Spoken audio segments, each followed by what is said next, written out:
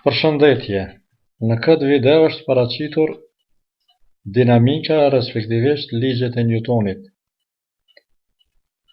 Ligji I parë I Newtonit ndryshe quhet edhe ligji I inercisë, që do të thotë se trupat dëshirojnë të ruajnë gjendjen e qetësisë ose të lëvizjes së një trecëshme drejtëvizore. Në videon që shifet është paraqitur edhe ligji I dytë I Newtonit, apo ndryshe quhet ligji themelor I dinamikës, ose ligji I forcës, që forca është e barabartë me prodhimin në mes masës dhe nxitimit.